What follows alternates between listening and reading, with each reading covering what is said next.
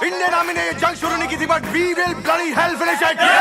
How is the josh? How is the josh? जय हिंद।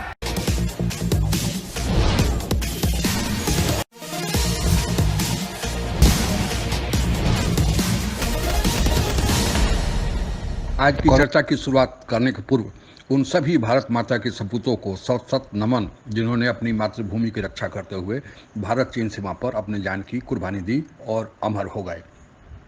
शुरुआत 15 अवसरों की रात गालवान घाटी में भारत और चीन सैनिकों के बीच हुए हिंसक झड़प से करते हैं, जिसमें भारत के कुल 20 जवान शहीद हुए। इसमें भारतीय सेना का एक कर्नल रैंक का अधिकारी भी शामिल है। चीन की ओर से भी कुल 43 लोगों की मारे जाने की पुष्टि हुई है।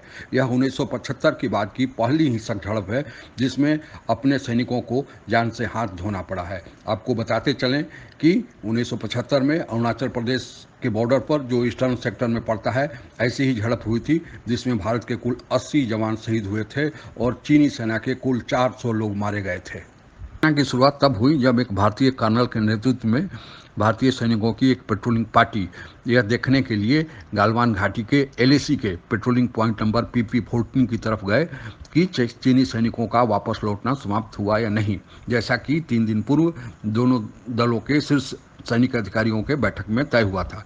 वहां जाने पर देखा गया कि लौटना तो दूर, वहां पर चीनी सैनिक अपना एक टेम्पररी पोस्ट बना रहे हैं जिसका एक सिरा भारत के नियंत्रण वाले हिस्से में आता है। उक्त पेट्रोलिंग पार्टी को मना करने पर चीनी सैनिकों ने भारतीय पेट्रोलिंग पार्टी पर हमला कर दिया।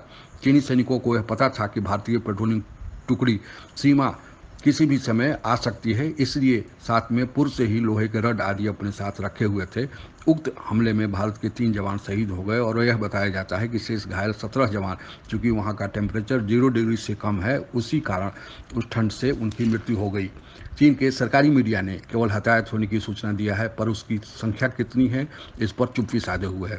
पर सीमा से प्राप्त रिपोर्टों के अनुसार चीन की तरफ से कुल घायल और मृतकों की संख्या 43 बताई गई है।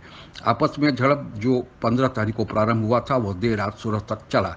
इस घटना के बाद दोनों तरफ के शीर्ष सैनिक अधिकारियों की बैठक 17 तारीख को हुई है और तनाव कम करने का प्रयास किया जा रहा है, पर हालत वहां पर अभी नियंत्रण में है और तनाव बना हुआ है। इस घटना के हालांकि चीनी सरकार के एक प्रवक्ता ने भारत को जिम्मेदार माना है, जो चीन की हमेशा से आदत रही है, पर इसकी भारतीय विदेश मंत्रालय के प्रवक्ता ने पूरी तरह खंडन किया है और यह भी बता दिया है कि भारत अपनी संप्रभुता की रक्षा करने के लिए पूरी तरह सक्षम है और वह सारी तरीका जानता है। परसों सोमवार को भारतीय और चीन के सैनिकों के बीच सीमा पर हिंसक झड़प हुई थी। इसका समाचार कल दोपहर को मीडिया में आया और मीडिया ने बिना समाचार की पुष्टि किए यह समाचार चलाने लगा कि भारत के 3 सैनिकों की सीमा पर चीन के साथ झड़प में मृत्यु हुई, जिसमें एक भारत का अधिकारी भी शामिल था। खबरों की बिना पुष्टि किए इस प्रकार के समाचार को नहीं चलाना चाहिए था, क्योंकि इससे हीन भावना पैदा हुई लोगों में कि भारत के सैनिक इतने कमजोर हैं कि तीनों के 3 भारत के ही मारे गए और चीनी की तरफ के किसी भी सैनिक का कोई नुकसान नहीं हुआ। बाद में खबर सामने आई कि नहीं, चीन के 43 सैनिक और भारत के 20 सैनिक उस लड़ाई में शहीद हुए। इसकी पुष्टि चीन के भी समाचार पत्र और के ट्विटर हैंडल से हुई है। हालांकि उन्होंने कोई कैजुअलिटी की सूचना नहीं दी है कि कितने कैजुअलिटी हुई, लेकिन यह पुष्टि किया है कि चीन की तरफ भी कैजुअलिटी हुई है। चीनी सैनिकों द्वारा भारतीय सीमा में अतिक्रमण कोई नई बात नहीं है। आप लोग उनके द्वारा किए गए अतिक्रमण का ब्यौरा सामने स्क्रीन पर देख रहे होंगे।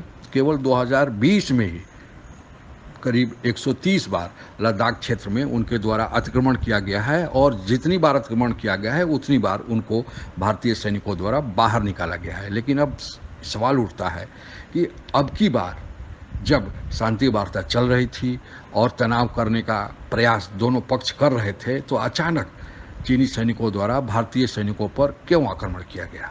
भारत और चीन के मामलों में गहरी नज़र रखने वाले जवाहरलाल नेहरू विश्वविद्यालय के भूतपूर्व प्रोफेसर डॉक्टर SD मुनि का कहना है कि तत्काल जो भारत और चीन की सीमा पर विवाद जून से प्रारंभ हुआ है, उसका कारण है 225 किलोमीटर डबरुक सियालोक दौलत बेग ओल्डी रोड, जिसे DSDBO रोड भी कहा जाता है। यह रोड लेक से शुरू होकर दौलत बेग ओल्डी तक जाता है और इसकी कुल लंबाई 225 किलोमीटर है और 13,000 से लेकर यह 16,000 फीट ऊंचाई पर स्थित है और यह LAC के 8 किलोमीटर दूरी पर है, जिससे LAC के उस पार चीनी सैनिक क्या करते हैं इस जगह से नज़र रखी जा सकती है तथा यह अगर संभावित युद्ध हुआ या सुरक्षा के लिए यह सड़क बहुत ज़रूरी है। इससे सैनिक साजो सामान इस रोड से अब किसी भी मौसम में लाया जा सकता है। और आप लोगों को पता ही होगा कि दौलत बेग ओल्डी पर भारत ने एक अपना हवाई अड्डा भी बना लिया है, जो विश्व का सबसे ऊंचा हवाई अड्डा माना जाता है और इसका प्रयोग कभी युद्ध हुआ तो उसके लिए वहां से हवाई हमले के लिए किया जा सकता है। सामने एक नक्शा दिखाई दे रहा होगा, स्पष्टता के लिए आप उसमें दौलत बेग ओल्डी रोड को देख सकते हैं, जो भारतीय लद्दाख क्षेत्र में बना हुआ है और लेह से दौलत बेग ओल्डी को, जैसा कि मैंने पूर्व में बताया, जोड़ता है। जो दौलत बेग ओल्डी के पास गोला लाल रंग का निशान बनाया गया है वहीं पर हवाई अड्डा है। इसके साथ ही अक्साई चीन का इलाका आपको दिखाई दे रहा होगा, जो 1962 में चीन ने इस पर अवैध कब्जा जमा लिया था और जो अक्साई चीन का जो बाउंड्री लाइन है वही आज का LAC है। भारत और चीन के बीच का सीमा विवाद अंग्रेजों से मिली विरासत है।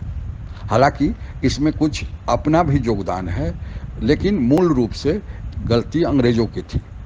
पहली बार 1865 में भारत और चीन के बीच सीमा का निर्धारण हुआ और जिसे विलियम जॉनसन ने निर्धारित किया था और जिसे जॉनसन लाइन भी कहा जाता है। उस लाइन के अनुसार अक्साई चीन का इलाका जम्मू कश्मीर का अंग था। इस सीमा निर्धारण को चीन ने न तो स्वीकार किया था न तो अस्वीकार किया था।